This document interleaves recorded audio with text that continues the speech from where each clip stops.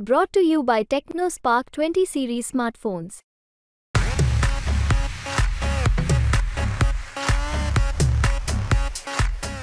नमस्कार, तुम्हा सगळ्यांचं स्वागत आहे मुंबई तकमध्ये। आज तिसऱ्या टप्प्यातलं मतदान पार पडलेलं आहे आणि याच्यामध्ये महाराष्ट्रातले सुद्धा 11 मतदारसंघ होते। त्याच्यामध्ये आपण जर बघितलं तर बारामती होतं, सातारा होतं, सांगली होतं, कोल्हापूर होतं, म्हाडा होतं, यासारखे सगळे महत्त्वाचे मतदारसंघ होते ज्याची निवडणूक आहे, त्याचं मतदान आहे ते आज पार पडलेलं आहे। आज दिवसभरामध्ये अनेक गोष्टी घडलेल्या आहेत आणि त्याच्यामध्ये काय काय घडलेलं आहे हे आपण या व्हिडिओच्या माध्यमातून समजावून घेणार आहोत। सुरुवात करूयात बारामतीमधनं। बारामतीमध्ये अनेक घडामोडी घडल्या। शरद पवार असतील, सुप्रिया सुळे असतील, सुनेत्रा पवार असतील, अजित पवार असतील, यांनी खरं तर सकाळीच मतदानाचा हक्क बजावला आणि बारामतीमध्ये रोहित पवार ह्या सगळ्या निवडणुकीच्या केंद्रस्थानी राहिलेले। रोहित पवारांनी त्यांच्या सोशल मीडियावर अनेक व्हिडिओ पोस्ट केले आणि त्याच्यामध्ये त्यांचा असा दावा होता की अजित पवार गटाकडनं अनेक ठिकाणी पैसे वाटण्यात आले।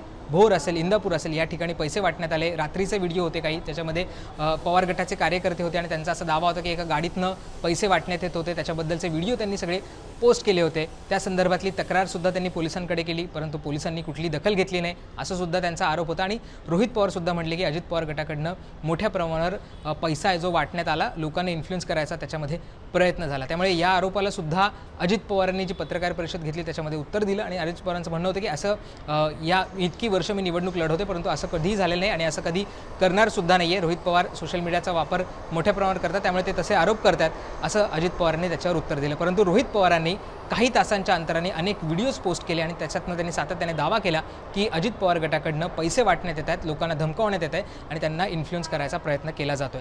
दुसरीकडे दत्ता भरणे जे अजित पवार गटाचे आमदार आहेत, इंदापूरचे आमदार आहेत, त्यांचा सुद्धा एक व्हिडिओ व्हायरल झाला। तो सुद्धा रोहित पवारांनी शेअर केला होता आणि त्याच्यात त्यांचं असं म्हणणं होतं की एका कार्यकर्त्याला म्हणजे पवार गटाच्या कार्यकर्त्याला धमकावण्यात आलं होतं। एक बूथवर जो कार्यकर्ता असतो त्याला धमकावण्यात आलं, त्याला शिवीगाळ करण्यात आली। त्यांचा व्हिडिओ सुद्धा समोर आला होता आणि त्या व्हिडिओच्या माध्यमातून सुद्धा आरोप करण्यात आले होते। त्यावर दत्ता भरणे असतील, अजित पवार असतील यांनी स्पष्टीकरण दिलं आणि दत्ता भरणेंचं म्हणणं होतं की एक कार्यकर्ता होता, त्याची काही गोष्टी होत्या ते सोडवण्याचा मी प्रयत्न केला। अजित पवार म्हटले की तिथे काही भांडणं होती आणि त्या कार्यकर्त्याला समजावण्याचा किंवा त्याच्यातनं बाहेर काढण्याचा प्रयत्न हा दत्ता भरणेंनी केला। त्यांनी असं कुठचीही गोष्ट केली नाही असं सुद्धा अजित पवार म्हणाले। दुसरीकडे दत्ता भरणेंचं म्हणणं होतं की मी काही शिवीगाळ केली नाही, जे ग्रामीण भाषेमध्ये जसं बोललं जातं तशा पद्धतीनं मी त्या व्यक्तीशी बोललो।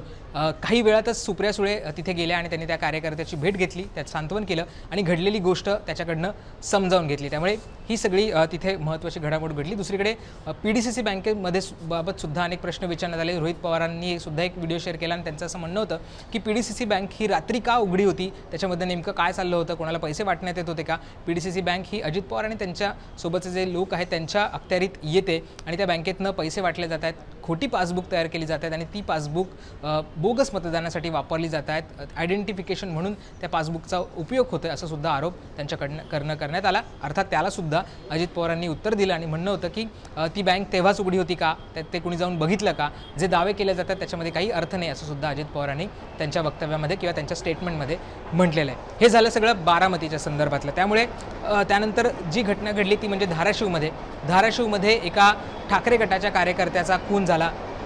जे पोलिंग बूथ होतं त्या परिसरामध्ये हा खून झालेला आहे। शिंदे गटाचे जे काही कार्यकर्ते त्यांच्याकडनं हा खून झाला होता। अर्थात पोलिसांचं म्हणणं होतं की कुठल्याही राजकीय गोष्टीमुळे किंवा राजकीय भांडणांमधून हा खून झालेला नाही आहे, तर वैयक्तिक कारणामुळे हा सगळा खून झालेला आहे। त्यामुळे धाराशिवसुद्धा आज दिवसभरामध्ये चर्चेत होतं, या घटनेमुळे चर्चेत होतं। सुषमा अंधारेंनी सुद्धा म्हटलेलं की आमच्या एका कार्यकर्त्याचा खून करण्यात आलेला आहे, त्याच्याबाबतचं त्यांनी वक्तव्यसुद्धा, त्यांची पोस्टसुद्धा लिहिलेली आहे। धाराशिवमध्ये ही सगळी गोष्ट घडली। त्यानंतर धाराशिवमध्ये आणखी एक घटना घडली ती म्हणजे ओमराजेंनी सुद्धा आरोप केला। त्यांचं असं म्हणणं होतं की जे भाजपचे कार्यकर्ते किंवा अर्चना पाटील यांचे कार्यकर्ते त्यांनी सुद्धा काही ठिकाणी पैसे वाटले, त्या संदर्भात त्यांनी जिल्हाधिकाऱ्यांकडे तक्रार केली, SP-कडे तक्रार केली आणि त्यांचं असं म्हणणं होतं की याच्यावर कुठलीही कारवाई झालेली नाही आहे। ते खरं तर ते असंही म्हटले की तुम्ही कार्यकर्त्यांना सांगितलं पाहिजे कारवाई करायला आणि त्यामुळे ओमराजेसुद्धा कुठेतरी आक्रमक झाल्याचं आपल्याला पाहायला मिळालं। सातत्याने त्यांनी आरोप केला की काही ठिकाणी भाजपचे कार्यकर्ते असतील किंवा अर्चना पाटील यांचे कार्यकर्ते असतील त्यांच्याकडनं मोठ्या प्रमाणावर पैशाचा वापर होतोय, मोठ्या प्रमाणावर पैसे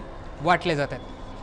त्यानंतर एक महत्त्वाची घटना घडली ती म्हणजे म्हाड्यामध्ये एका तरुणाने EVM जाळून टाकलं होतं। मतदान केंद्रामध्ये जेव्हा तो आला त्याने EVMला आग लावली, त्यामुळे थोडीशी धावपळ झाली। पोलिसांना तिथे पाचारण करण्यात आलं, आग विझवण्यात आली आणि त्यानंतर सगळा पोलीस बंदोबस्तसुद्धा तिथे तैनात करण्यात आला। काही काळ तिथलं मतदानसुद्धा थांबवण्यात आलं होतं। अर्थात हे सगळं झाल्यानंतर जिल्हाधिकाऱ्यांनी एक स्टेटमेंट काढलं आणि त्याच्यामध्ये त्यांचं असं म्हणणं आहे की ज्या EVMला आग लागली होती त्याच्यामधला जो डेटा आहे तो शाबूत आहे, त्याला कुठेही हानी पोचलेली नाही आहे। त्याचबरोबर VVPATमध्ये जी मतदान झालं झालं होतं किंवा जे रजिस्टर झालं होतं त्याला सुद्धा कुठेही हानी पोचलेली नाही आहे. त्यामुळे तिथे कुठेही रिकाउंटिंगची गरज नाही आहे आणि ज्या कुठल्या मतदारांनी मतदान केलं होतं त्याच्यामध्ये सुद्धा कुठेही हानी झाली नाही किंवा त्यांचं कुठेही मत वाया गेलेलं नाही आहे. रिकाउंटिंगसुद्धा तिथे होणार नाही आहे. जो डेटा आहे तो सुरक्षित आहे, त्यामुळे त्याला कुठेही धोका पोचलेला नाही असं सुद्धा स्टेटमेंट तिथल्या जिल्हाधिकाऱ्यांनी दिलेलं आहे. त्यामुळे आज दिवसभरामध्ये या सगळ्या गोष्टी घडलेल्या आहेत. या सगळ्या गोष्टींच्या केंद्रस्थानी होते बारामतीमध्ये रोहित पवारांनी शेअर केलेले व्हिडिओ आणि त्याला अजित पवार गटाकडनं दिलेलं